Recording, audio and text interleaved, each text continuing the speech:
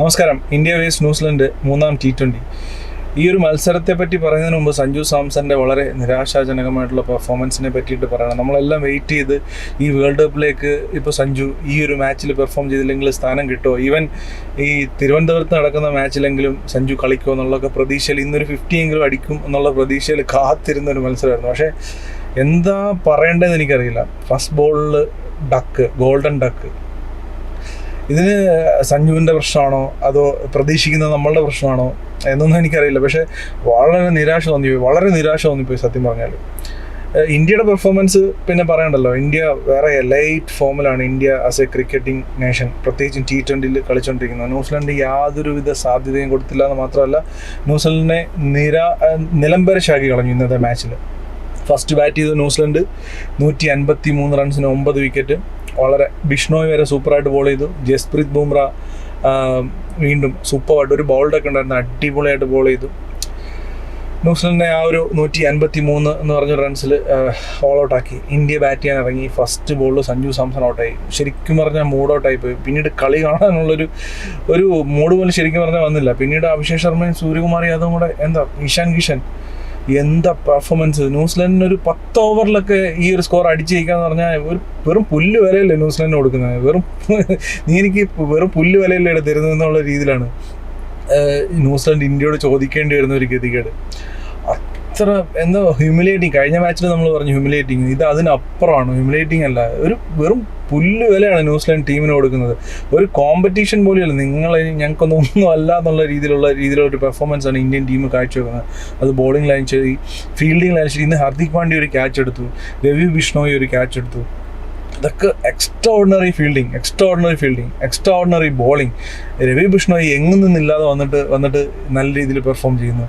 അതുപോലെ ജസ്പ്രീത് ബുംറ ഒരു കളി കളിക്കാതെ തിരിച്ചു വന്നിട്ട് പെർഫോം ചെയ്യുന്നു. ഡെവോൺ കോൺവേ 5ാമത്തെ പ്രാവശ്യം നമ്മുടെ ഹർഷിത് റാണ ഔട്ടാക്കുന്നു. എല്ലാം കൊണ്ടും ഹ്യൂമിലേഷൻ തന്നെ. ന്യൂസിലൻഡിനെ ശരിക്കും പറഞ്ഞാൽ വീണെടുത്തിട്ട് അടിക്കുക എന്ന് പറയുമല്ലോ, അതേപോലെ ഒരു കാര്യമാണ്.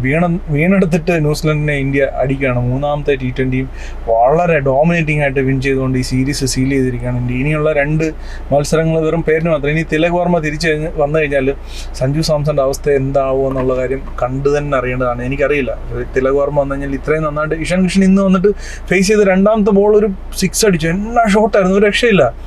ഇത്ര കോൺഫിഡൻ്റ് ആയിട്ട് ഇത്ര ഒരു ഫ്ലോലെസ് ആയിട്ട് ബാറ്റ് ചെയ്യുന്ന ഒരു ബാറ്റ്സ്മാനെ എങ്ങനെ സെലക്ടേഴ്സിന് കണ്ടില്ല എന്ന് അടിക്കാനായിട്ടോ. നമ്മളെല്ലാം സഞ്ജു സാംസൺ ഫാനാണ്, സഞ്ജു സാംസൺ കളിക്കണമെന്ന് ആഗ്രഹിക്കുന്നതാണ്. പക്ഷേ എനിക്കറിയില്ല ഇതിനെങ്ങനെ റിയാക്ട് ചെയ്യണമെന്ന് പോലും അറിയില്ല. വളരെ നിരാശയുണ്ട് ഒരു സൈഡിൽ. പക്ഷേ വളരെ ഇഷാൻ കിഷൻ കളിക്കുന്ന കാണുമ്പോൾ ഡിസേർവിംഗ് ആണ്.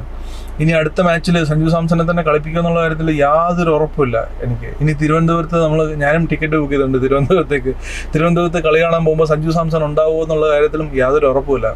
വളരെ ഡിസപ്പോയിൻറ്റിംഗ് ആണ് സഞ്ജു സാംസൺ അല്ലെങ്കിൽ ഒരു മലയാളി എന്നുള്ള രീതിയിൽ. നമ്മളുടെ ഒരു ചെക്കൻ ഒരുപാട് പുള്ളി എത്തിച്ചേർന്ന ഒരു ഹൈറ്റ് എന്ന് പറഞ്ഞാൽ ഒരു മലയാളിയെ സംബന്ധിച്ച്, ഞാനൊക്കെ ചെറുതിലെ കളി കാണുന്ന സമയത്ത് ഒരു മലയാളി ഈ ഒരു ലെവലിൽ, അതും ഒരു ബാറ്റ്സ്മാൻ. പണ്ട് നമ്മൾ ബോളേഴ്സൊക്കെ ശ്രീശാന്തിന് മുമ്പ് ടിനു യോഹന്നാൻ, അതിനുശേഷം ശ്രീശാന്തൊക്കെ കളിച്ചപ്പോൾ ഒരു ബാറ്റ്സ്മാൻ ഇന്ത്യൻ ടീമിൽ കളിക്കുമെന്ന് നമ്മൾ ആലോചിച്ചിട്ടുണ്ട്. അപ്പോൾ അങ്ങനെ ഒരു എല്ലാവരും സ്വപ്നം കണ്ടൊരു ഹൈറ്റ് കീഴടക്കിയ ഒരാളാണ് മലയാളികൾ എന്നുള്ള രീതിയിൽ നോക്കുമ്പോൾ സഞ്ജു സാംസൺ. പക്ഷേ ഇന്ന് ഇവിടെ എത്തിയപ്പോൾ നമ്മൾ ഒരുപാട് പ്രതീക്ഷയായിട്ടാണ് കളി കാണുന്നത്. സഞ്ജു സാംസൺ വേൾഡ് കപ്പിൽ ഇന്ത്യക്ക് വേണ്ടിയിട്ട് ഓപ്പൺ ചെയ്യുന്നുള്ള രീതിയിൽ. പക്ഷേ കുറ്റപ്പെടുത്താൻ പറ്റുന്നില്ല. എന്താണ് സംഭവിക്കുന്നതെന്ന് മനസ്സിലാവുന്നില്ല. ശരിക്കും പറഞ്ഞാൽ വളരെ നിരാശയുണ്ട്. പക്ഷേ Ishan Kishan as A Indian cricket fan നമ്മൾ നോക്കുമ്പോൾ ഇഷാൻ കിഷൻ ഹീസ് ഡിസേർവിങ്. ഇനിയിപ്പോൾ വേൾഡ് കപ്പിലേക്ക് പോകുമ്പം ഇനിയുള്ള 2 മാച്ചിൽ ഇനി സഞ്ജു അടിച്ചെന്ന് പറഞ്ഞാലും കൈൻഡ് ഓഫ് ബാറ്റിംഗ്, ആ ഒരു കോൺഫിഡൻസ് ഇഷാൻ കിഷൻ കാണിക്കുന്ന ആ ഒരു കോൺഫിഡൻസ്, ആ ബോഡിയിൽ ഇന്ത്യൻ ടീമിനെ അലൈൻ ചെയ്യുന്ന രീതിയിലാണ് ഇഷാൻ കിഷൻ കളിക്കുന്നത്. പക്ഷേ സഞ്ജു സാംസൺ ഒരു നെഗറ്റീവായിട്ടുള്ള ഒരു ബോഡി ലാംഗ്വേജും വളരെ പ്രഷർ എടുത്ത് കളിക്കുന്ന പോലെയാണ് സഞ്ജു സാംസൺ കളിക്കുന്നത്. വളരെ ഡിസപ്പോയിൻറ്റിംഗ് ആയിരുന്നു. ഇന്ത്യൻ ടീമിൻ്റെ ഇന്നത്തെ വിന്നിനെ പറ്റിയിട്ട് പ്രത്യേകിച്ച് പറയണമെന്നില്ല. അഭിഷേക് ശർമ്മ വെറും 14 ബോളിൽ 50 അടിക്കുന്നു. സൂര്യകുമാർ യാദവ് വന്നിട്ട് വീണ്ടും 50 അടിക്കുന്നു. സൂര്യകുമാർ യാദവിൻ്റെ ഫോമിനെ പറ്റിയിട്ടൊക്കെ ചോദ്യം ചെയ്ത ആൾക്കാരൊക്കെ ഇപ്പം നേരെ തലയെ മുണ്ടിട്ട് നടക്കേണ്ട ഒരു അവസ്ഥയാണ്.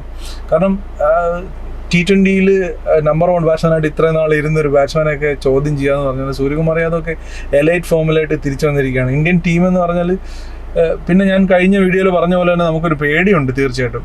ഇനി അങ്ങോട്ട് ചെന്നിട്ട് ഈ വേൾഡ് കപ്പിലേക്ക് ചെന്നിട്ട് ഈ ഒരു രീതിയിൽ ഇത്രയും സെറ്റായിട്ട് എല്ലാം പെർഫെക്റ്റായിട്ട് ചെന്നിട്ട് ഏതെങ്കിലും ഒരു കളിയിൽ പണി കിട്ടുമോ എന്നുള്ള പേടി തീർച്ചയായിട്ടും ഉണ്ട്. പക്ഷേ ഇപ്പോൾ ഇന്ത്യൻ ടീം കളിക്കുന്ന ഒരു രീതി ഉണ്ടല്ലോ, ഇന്ത്യൻ ടീം കളിക്കുന്ന ഒരു ഡോമിനേഷൻ, കാണിക്കുന്ന ഡോമിനേഷൻ ഒരു രക്ഷയില്ല. ന്യൂസിലൻഡിനെ ഒരു എതിർ ടീം എന്നുള്ളൊരു ബഹുമാനം പോലും അല്ലെങ്കിൽ എന്തെങ്കിലും രീതിയിൽ ന്യൂസിലൻഡ് ചലഞ്ച് ചെയ്യാൻ പറ്റുന്നില്ലെന്നേ. ബോളിംഗ് ലൈൻ ശരി, ബാറ്റിംഗ് ലൈൻ ശരി, ആ രീതിയിൽ അഭിഷേക് ശർമ്മ എന്നെ അടിക്കുന്നത് ഒരു രക്ഷ. 14 ബോളിൽ 50 വീണ്ടും അടിക്കുകയാണ്. 10 ഓവറിൽ ഫിനിഷ് ചെയ്യാണ്. സൂര്യകുമാർ യാദവ് അതിനൊത്ത് കളിക്കുന്നത്. സിഗ്നേച്ചർ ഷോട്ട് സൂര്യകുമാർ യാദവിന് ഇന്നൊരു 6 അടിച്ചു. അതുപോലെ തന്നെ ഫ്ലോലെസ് ആയിട്ട് ബാറ്റ് ചെയ്യുന്നു. ന്യൂസിലൻഡിന് ഉത്തരവില്ല ഇന്ത്യയുടെ ഇതിൽ. എനിക്ക് സത്യം പറഞ്ഞാൽ കണ്ണ് കിട്ടുമെന്നുള്ള പേടിയാണ്. സത്യം പറഞ്ഞാൽ പേടിയാണ് ഈ ഒരു പെർഫോമൻസ് കാണുമ്പോൾ തോന്നുന്നത്. ശരിക്കും പറഞ്ഞാൽ ഇന്ത്യ ഈ ഒരു പെർഫോമൻസ് ഈ ഒരു രീതിയിൽ കൊണ്ടുപോയിട്ട് വേൾഡ് കപ്പിലേക്ക് എന്നിട്ട് ഏതെങ്കിലും ഒരു ക്രൂഷ്യൽ മാച്ച് 2023 പോലെ ഇന്ത്യക്ക് എന്തെങ്കിലും ഒരു അബദ്ധം പറ്റുമോ എന്നുള്ളൊരു പേടി തീർച്ചയായിട്ടും എനിക്കുണ്ട്. പക്ഷേ എന്താ പറയുന്നത്, എനിക്ക് എൻജോയ് ചെയ്യാൻ പറ്റുന്നില്ല. ഇന്ത്യയുടെ വിന്ന് തീർച്ചയായിട്ടും സന്തോഷം ഉണ്ടാക്കുന്ന കാര്യമാണ്. ഇന്ത്യയുടെ പെർഫോമൻസ്, ആ ഹാർദിക് പാണ്ഡ്യയുടെ ക്യാച്ച്, രവി ബിഷ്ണോയ് വന്നിട്ടൊരു ക്യാച്ച് എടുത്തു ഹാർദിക് പാണ്ഡ്യയുടെ ബോളിൽ.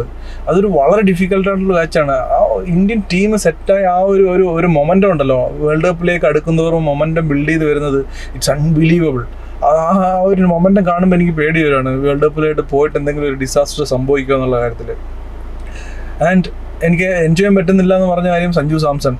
എനിക്ക് സത്യം പറഞ്ഞാൽ സഞ്ജു സാംസൺ വിക്കറ്റ് പോയപ്പോഴത്തെ പെട്ടെന്നൊരു അടി കിട്ടി, തലയ്ക്ക് ഒരു കൂടം കൊണ്ട് അടി കിട്ടിയ ഒരു ഫീലായിരുന്നു. പെട്ടെന്ന് പിന്നീട് മാച്ചൊന്നും എനിക്ക് കാണാനുണ്ട്. പിന്നീട് എനിക്ക് തോന്നുന്നു ഒരു 8 ഓവറൊക്കെ കഴിഞ്ഞിട്ടാണ് ഞാൻ ശരിക്കും മാച്ച് ശ്രദ്ധിക്കാൻ തുടങ്ങി. അതുപോലെ ഡിസപ്പോയിൻറ്റിങ് ആയിപ്പോയി.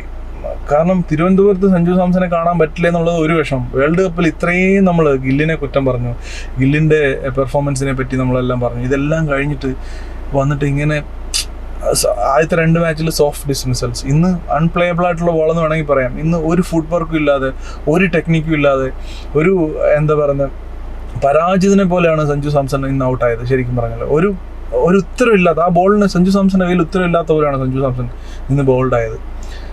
ഏത് രീതിയിലാണ് ഈ ഒരു ഡിസപ്പോയിൻമെന്റ് പറയേണ്ടതെന്ന് എനിക്കറിയില്ല. ഇഷാൻ കിഷൻ ഈസ് ഡിസേർവിങ്, അതിനകത്ത് യാതൊരു സംശയമില്ല. Ishan Kishan is deserving.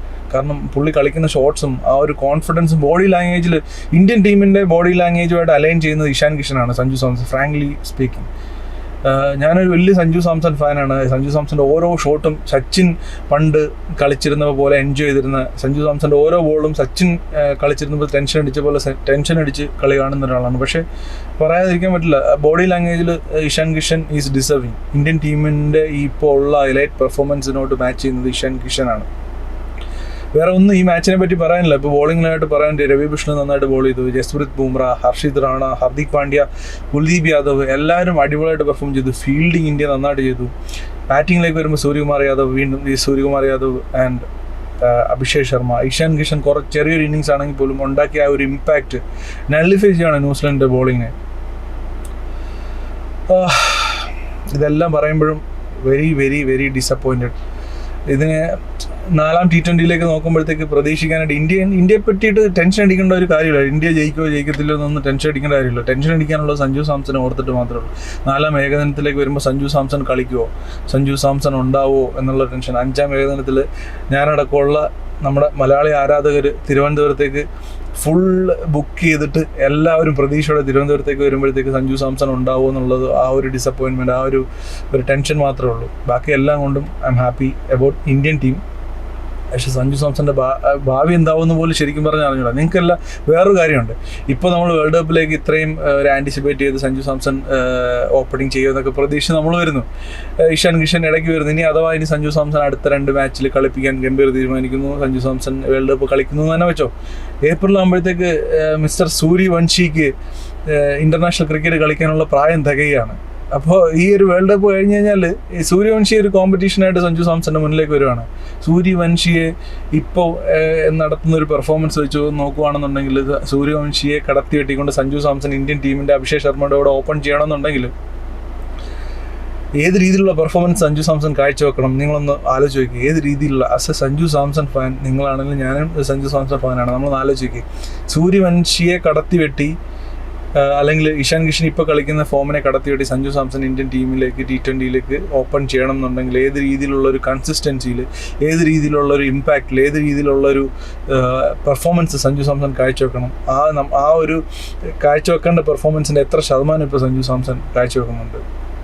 സഞ്ജു സാംസനെ കുറ്റം പറയല്ല, പക്ഷേ അത്ര കോമ്പറ്റീഷനാണ് ഇന്ത്യൻ ടീമിൽ, ടാലൻറ്റിൻ്റെ അതിപ്രസരമാണ്. ഇവിടെ വേറെ ഒരു സെൻറ്റിമെൻസിന് യാതൊരു സ്ഥാനമില്ല. Ishan Kishan if he is performing, if he is deserving, Ishan Kishan തന്നെ വേൾഡ് കപ്പ് കളിക്കണമെന്ന് തന്നെയാണ് വളരെ വിഷമത്തോടു കൂടി ഞാൻ പറയുന്നത്. കാരണം end of the day it's A team game. ടീമാണ് ഏറ്റവും ഇമ്പോർട്ടൻറ്റ്. സഞ്ജു സാംസനെ ഇഷ്ടമാണ്, എല്ലാം ഓക്കെ, പക്ഷേ ടീമാണ് ഇമ്പോർട്ടൻറ്റ്. ഇന്നത്തെ മാച്ചിനെ പറ്റി ഡീറ്റെയിൽ ആയിട്ട് പറയാനെന്ന് സത്യം പറഞ്ഞാൽ ഞാൻ സഞ്ജു സാംസൺ ഔട്ടായതിനു ശേഷം വളരെ വേറൊരു രീതിയിലാണ് കളിയുണ്ട്. അതുകൊണ്ട് ഡീറ്റെയിൽ ആയിട്ടൊന്നും എനിക്ക് അറിയില്ല. ഞാൻ കളി വളരെ കാര്യമായിട്ട് കണ്ടില്ല. എന്നാലും നമുക്ക് 4ാം T20 നോക്കാം. ഞാനിപ്പോൾ സൗത്ത് ആഫ്രിക്കയുടെ ഒരു T20 ടീമിന് റിവ്യൂ ചെയ്തുകൊണ്ട് ഒരു വീഡിയോ ഇട്ടിട്ടുണ്ട്. തീർച്ചയായിട്ടും അത് നിങ്ങൾ പോയി കാണണം. അതുപോലെ തന്നെ ഓസ്ട്രേലിയ, ന്യൂസിലാൻഡ്, ഇംഗ്ലണ്ട് എന്നീ ടീമുകളുടെയൊക്കെ വേൾഡ് കപ്പ് ടീമിനെ റിവ്യൂ ചെയ്തുകൊണ്ട്, സ്ക്വാഡിനെ റിവ്യൂ ചെയ്തുകൊണ്ടുള്ള വീഡിയോസ് തീർച്ചയായിട്ടും വരും. വേൾഡ് കപ്പിലേക്ക് അടുക്കും തോറും ഓരോ ടീമിൻ്റെയും റിവ്യൂ തീർച്ചയായിട്ടും ഉണ്ടാവും. 4ാം T20 പ്രിവ്യൂ തീർച്ചയായിട്ടും ചെയ്യണമെന്ന് ആഗ്രഹമുണ്ട്. അപ്പോൾ നിങ്ങൾ ആ വീഡിയോ കാണുക. ഇനി മുന്നോട്ട് വരുന്ന വീഡിയോസ് കാണുക. മറ്റൊരു ക്രിക്കറ്റ് റിലേറ്റഡ് വീഡിയോയിൽ നമ്മൾ വീണ്ടും കാണുന്നവരെ ബൈ.